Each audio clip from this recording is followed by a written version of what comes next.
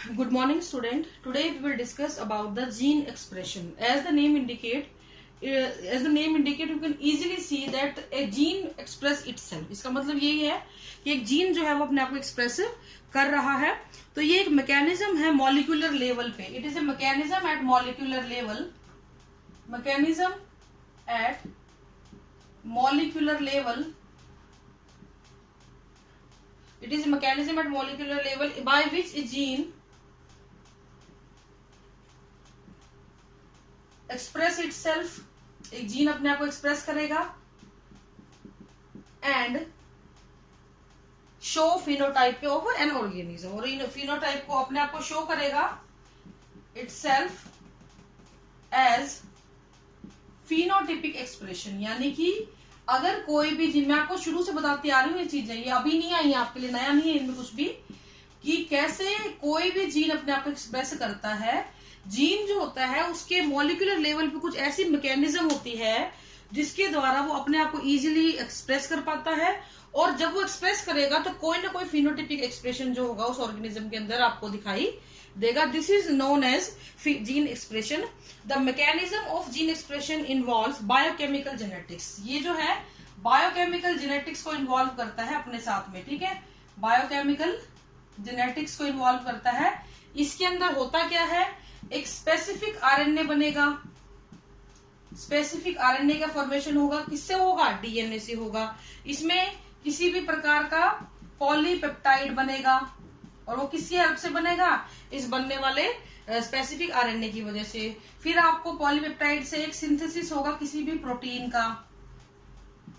ये पढ़ के आए हो आप सारी चीजें, ट्रांसलेशन, ट्रांसक्रिप्शन, ये पढ़ के आए हो, इसमें सारा बनेगा. और इसके बाद आपका बनेगा एंजाइम. और मैं बहुत शुरू से, जब आपने अगर मेरे लेक्चर्स देखे होंगे तो मैं शुरू से ये चीजें बताती आ रही हूँ कि जी सबसे पहले डीएनए से आरएनए बनेगा, आरएनए से पॉलीपेप्टाइड बनेगा, पॉलीपेप्टाइड से आपका जो है प्रोटीन बनेगा, प्रोटीन से आपका पर्टिकुलर एंजाइम बन जाएगा. तो इस तरीके से जो आपका प्रोसेस है वो पूरा चलता रहता है. तो ये एक बायोकेमिकल जेनेटिक्स के अंदर ये सारी बातें आती हैं. और कोई भी जो एंजाइम होता है वो कंट्रोल करता है किसी भी ऑर्गेनिज्म की स्ट्रक्चरल एंड फंक्शनल एक्टिविटीज को. Functional activities of A trait, किसी भी ऑर्गेनिज्म की फंक्शनल और स्ट्रक्चरल एक्टिविटी को ये क्या करेगा? कंट्रोल करेगा. तो इस तरीके से जीन का एक एक्सप्रेशन होता है. अगर आप इसको एक फ्लो चार्ट में समझना चाहो तो उसका हेडिंग हम क्या डालते हैं? Mechanism of gene expression. Mechanism of gene expression. ये क्या होता है बेटा कि किस तरीके से जीन ने अपने आप को एक्सप्रेस किया. तो डीएनए का कोई भी एक छोटा पार्ट, तो उसको हम क्या बोलते हैं? सिस्ट्रोन बोलते हैं. Expressible part of A DNA. ठीक है, उस डीएनए से क्या बनता है? आपका स्पेसिफिक आरएनए बनता है, जिसको हम लोग क्या बोल देते हैं बेटा? एमआरएनए बोलते हैं. ये जो एमआरएनए है इसके अलावा टीआरएनए होता है और आरआरएनए होता है. ये तीनों के तीनों मिलके राइबोसोम, ये राइबोसोम के पास मिलेगा आपको. अभी भी पढ़ के आए हो आप. ये तीनों के तीनों मिलके क्या करते हैं बेटा? ये जाते हैं ट्रांसलेशन में. ये क्या करेंगे? ट्रांसलेशन करेंगे. अब इस स्टेप को हमने क्या बोलना है? ट्रांसक्रिप्शन. ट्रांसक्रिप्शन के आपसे वेरियस टाइप ऑफ आरएनएस बनते हैं. तो उसके बाद ट्रांसलेशन होगा. ट्रांसलेशन से बनेगी आपकी पॉलीपेप्टाइड चेन. और ये पॉलीपेप्टाइड चेन जब एक्सप्रेस करेगी अपने आप को तो ये क्या बनाएगी बेटा? स्ट्रक्चरल प्रोटीन बनाएगी.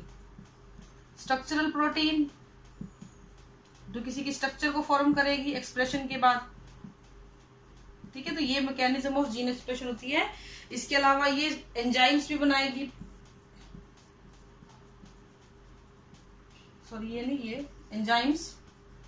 और इसके अलावा ये प्रोटीनेशियस बायोकेमिकल्स को भी फॉर्म करेगी. तो इस तरीके से different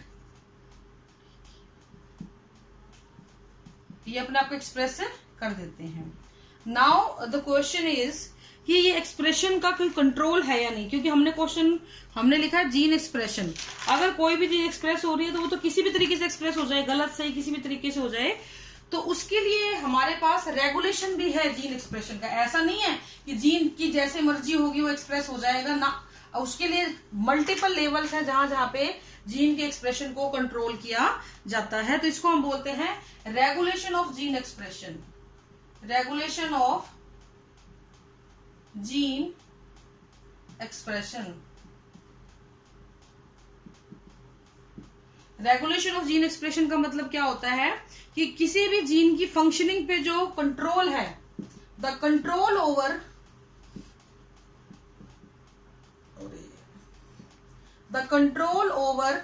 the functioning of a gene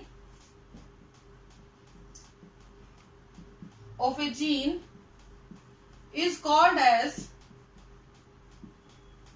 regulation of a gene. ठीक है, तो जीन एक्सप्रेशन का रेगुलेशन ऐसे करा जाएगा, ये 4 लेवल पे होता है। ये क्वेश्चन बहुत इंपॉर्टेंट है कि कितने लेवल पे जीन के एक्सप्रेशन को रेगुलेट किया जाता है। तो regulation of gene expression, regulation of gene expression is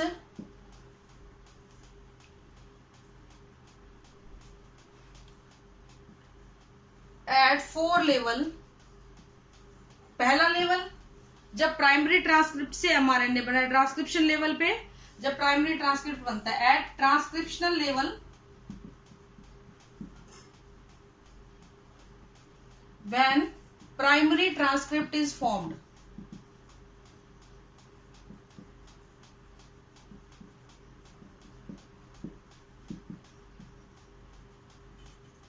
ठीक है, दूसरा कौन सा लेवल होता है बेटा, जब वो जो एमआरएनए होता है उसकी स्प्लाइसिंग या उसकी प्रोसेसिंग या उसकी कैपिंग टेलिंग हो रही होगी तब। ठीक है, तो eight the time of splicing, ये वर्ड सारे आप नोन हो, ट्रांसक्रिप्शन में आपने पढ़े हैं। Time of splicing, telling, modification etcetera. ठीक है, इस टाइम पे हो सकता है कोई भी एक्सप्रेशन को रेगुलेट। तीसरा होता है जब जो है आपका एमआरएनए साइटोप्लाज्म में ट्रांसपोर्ट हो रहा होता है तब। Transport at the time of transportation, at the time of transportation of mRNA to cytoplasm.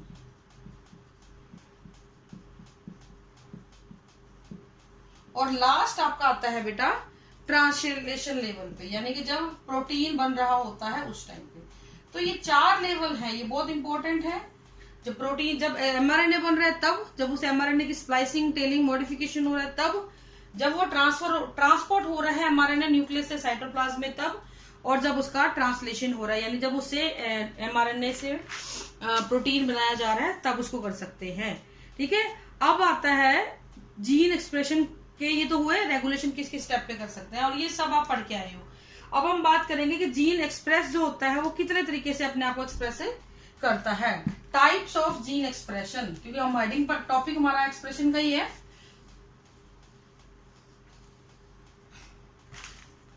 तो टाइप्स ऑफ जीन एक्सप्रेशन, ये 3 तरीके का होता है। Inducible, repressible, inducible, repressible, constitutive.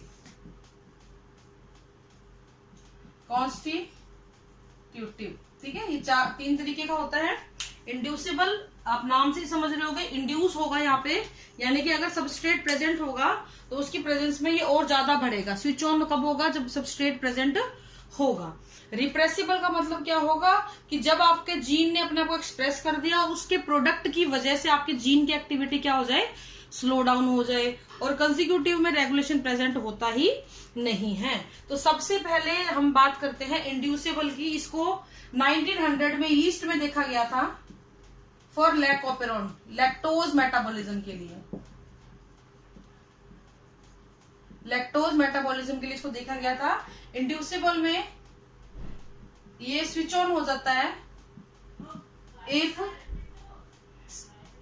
Substrate is present.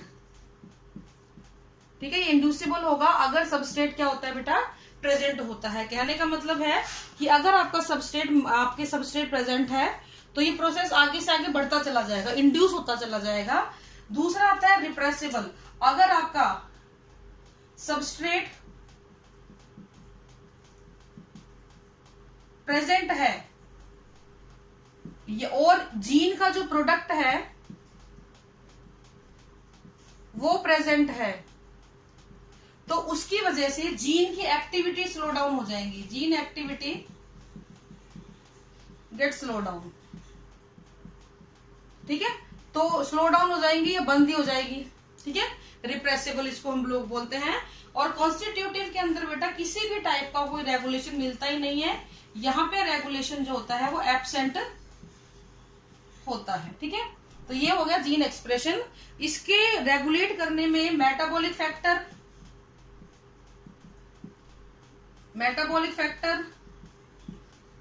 Physiological factor और एनवायरमेंटल फैक्टर, ये तीनों ही बहुत ज्यादा अफेक्ट करते हैं, ठीक है। अब हम नेक्स्ट लेक्चर में बात करेंगे ओपेरॉन्स की। थोड़ा सा मैं आपको हिंट दे देती हूँ। 2 scientist named as Jacob and Monod who found कि डीएनए में कुछ जेनेटिक मटेरियल के अंदर कुछ ऐसी साइट्स होती हैं जो रेगुलेशन का काम करती हैं, और इन्हीं को हम क्या बोल देते हैं बेटा, ओपेरॉन्स बोल देते हैं, ठीक है बेटा। This is all for today. Thank you and have a nice day.